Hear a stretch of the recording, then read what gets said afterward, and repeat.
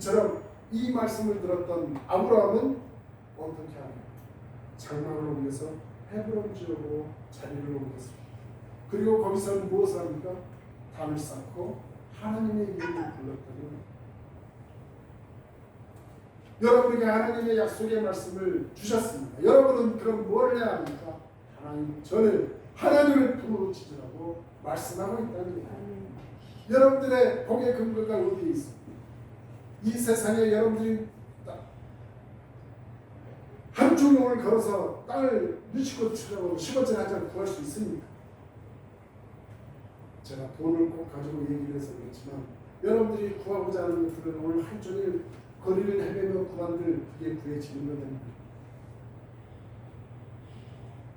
하나님께서 이미 저희들에게 약속의 그 말씀을 주셨기에 우리는 그 약속의 말씀을 붙들고 하나님 전에 나와 하나님 앞에 간절히 간구하시는 그러한 이 성경에 흐르는 이 맥락을 명심하시고 그런 믿음대로 하나님께 구하시는 하나님의 복된 자들이 되십시오. 아멘. 그러면 여러분들은 기필코 하나님의 약속을 성취해내는 하나님의 쓰임받는 아름다운 도구가 될 것이 분명합니다. 롯의 선택과 아브라함의 선택은 바로 여기에서 간절입니다. 롯은 눈을 들어서 성공과 번영의 땅이 명당자리가 어디인가 둘러보았던 롯이었습니다. 아브라함은 어떻게 합니까? 가는 곳마다 자신이 가는 곳에 돌단을 쌓고 단을 쌓고 하나님의 이름을 불렀다는 이 두 사람 간의 분명한 차이점이 있는 것입니다.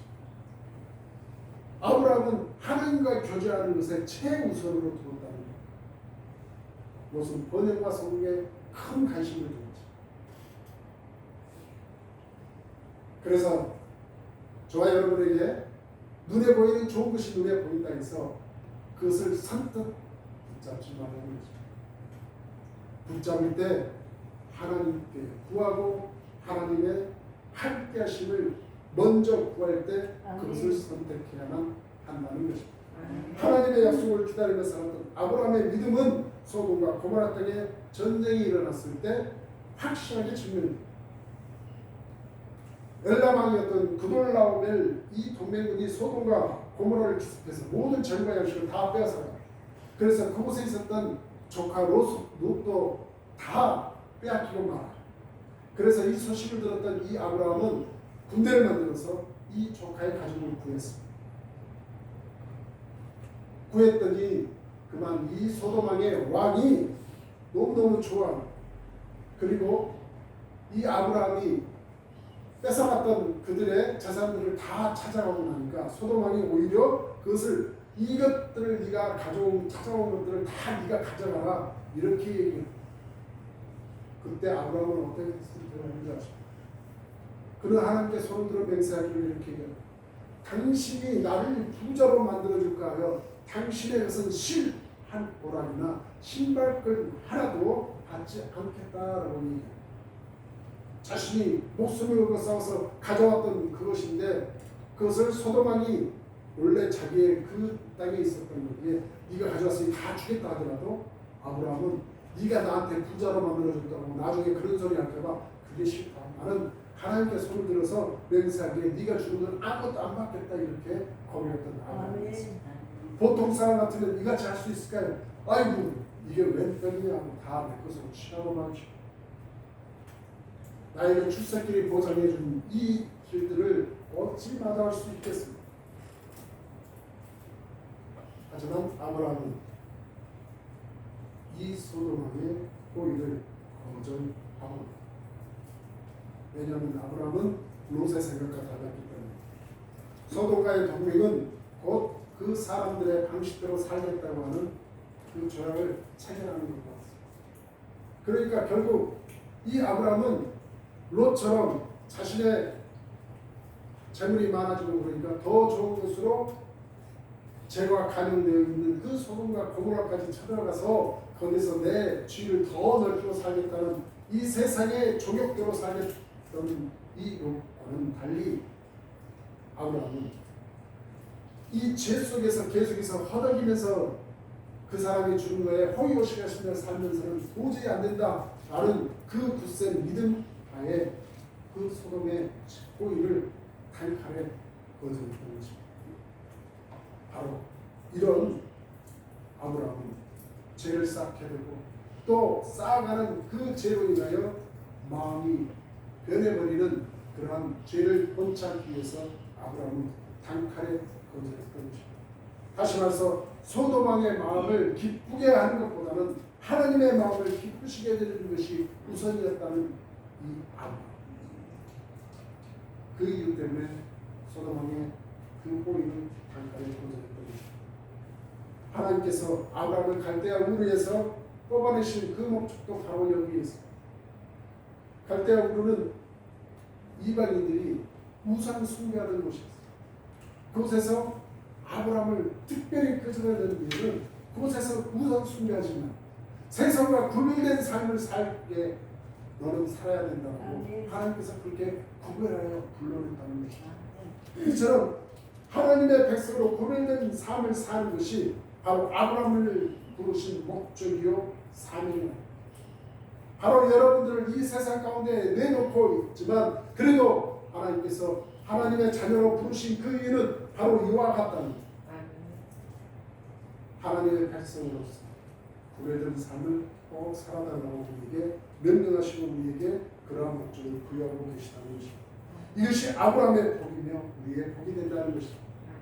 아브라함이 소돔왕의 이 파격적인 호의를 거절한 것, 이 아브라함의 결단, 이것이 바로 우리의 복이 될 수 있는 것을 의미하고 있다는 것입니다. 사랑하는 여러분, 우리를 택하여 부르신 하나님의 뜻을 잊지 마셔야 합니다. 구별된 성도는 세상의 성공과 번영이라는 목표에 목숨 걸고 달려가는 사람이 아니라 아무리 좋은 조건을 제시해도 파격적인 대우를 해준다 하죠. 하나님이 기뻐하시는 방식의 삶이 아니라면 우리는 그 사실에 동의하지 않아야 합니다.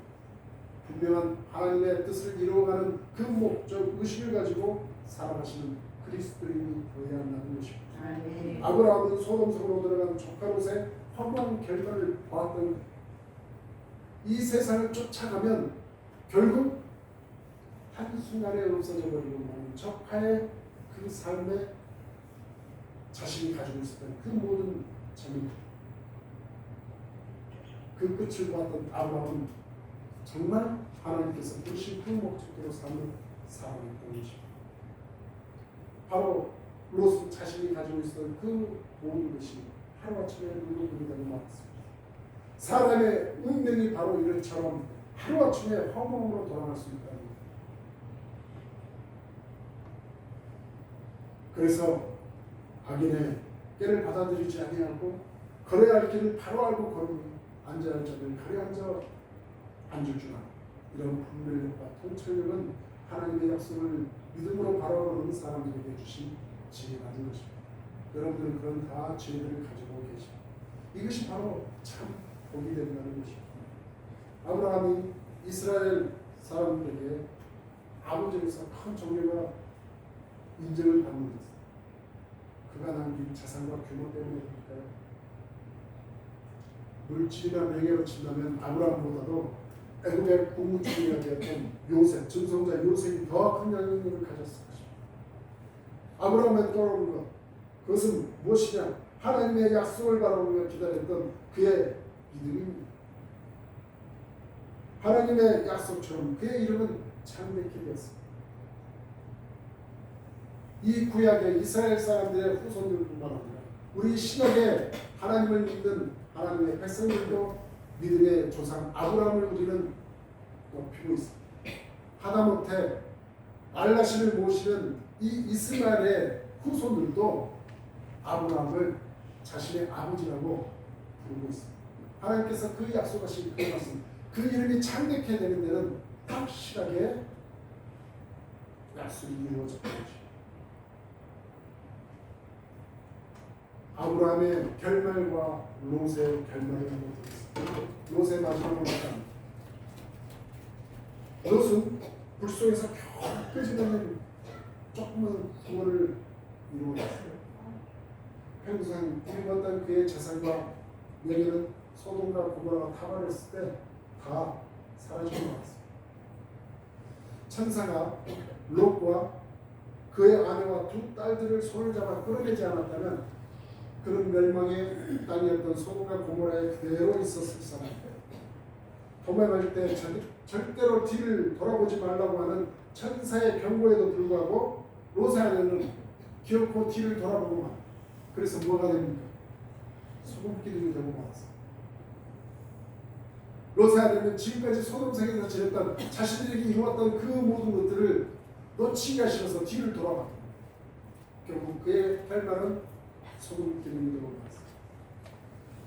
자신이 이루었던 그 모든 수고가 한순간에 그냥 물거품이 되는 거였습니다. 그래서 그것을 놓지 못하는 뒤를 돌아본 이 롯의 아내. 그래서 예수님께서도 세상의 종말에 주님 다시 오실 때 우리에게 말씀하고 계십니다. 심판의 날에 롯의 처를 생각하라 하는 얘기입니다. 오죽하면 우리 주님께서 우리들에게 이 말씀을 하십니다. 세상의 것들에 미래를 두고 붙잡으려고 하는 어리석은 사람들의 대표적 모델이 되었던 사람이 바로 롯의 처입니다. 그리고 롯의 딸들은 어떻습니까? 소돔의 이 타락된 문화에 젖어들었습니다. 겨우 도망을 쳤던 이 롯의 딸들은 그만 아버지의 후손을 남겨야 되겠다 싶어가지고 그 아버지 술을 취하게 만든다면 동침해서 자식들을 낳았습니다. 그 자식들의 에돔과 모압. 이 어리석은 탐욕과 수치를 모르는 타락의 상징이 되었던 롯의 두 딸. 소금과 번영을 위해서 명당을 찾았던 이 롯의 가문은 결코 복이 아니었던 것입니다.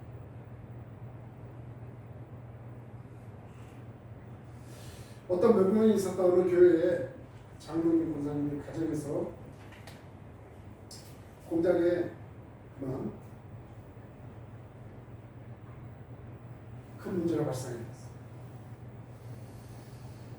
자신들이 이루었던 그 성공된 장로와 권사님이 이분들이 자신들이 어떤 이것들을 이제 좀 잘 좀 지어봐야 되겠다 싶은 그런 걱정이 먼저 있었어요.